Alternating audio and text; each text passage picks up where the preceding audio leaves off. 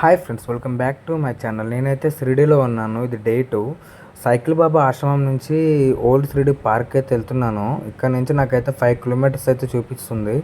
ఈ ఆటో వాళ్ళు 120 రూపీస్ అయితే ఛార్జ్ చేశారు. ఇక్కడ డైరెక్ట్ పార్క్ దగ్గర అయితే డ్రాప్ చేశారు. సరే ఏముందిలే లోపల అని చెప్పేసి అనుకున్నాను. కాకపోతే 150 రూపీస్ టికెట్ ప్రైస్ అయితే ఉంది. అంతకన్నా ఏముందా అనుకున్నాను. మనకు లోపల రాగానే 1918లో సాయిబాబా వాళ్ళ విలేజ్ అనేది, ఆయన తిరిగిన విలేజ్ ఎలా ఉందో చూపించారు. సరే అని చెప్పేసి ఇంకా లోపలికి వెళ్ళి హార్స్ రైడింగ్ చేశాను. 50 రూపీస్ అయితే ఛార్జ్ చేశాడు. దిగిరా బాబా అయిపోయింది అన్నాడు. ఇంకా రూఫ్ రైల్ అయితే ఎక్కాను. దీనికి కూడా 50 రూపీస్ అయితే ఛార్జ్ చేశారు. నాకు ఒక్కసారిగా చాలా టెన్షన్ అనిపించింది. ఎందుకంటే ఫస్ట్ టైం ఎక్కాను అనమాట.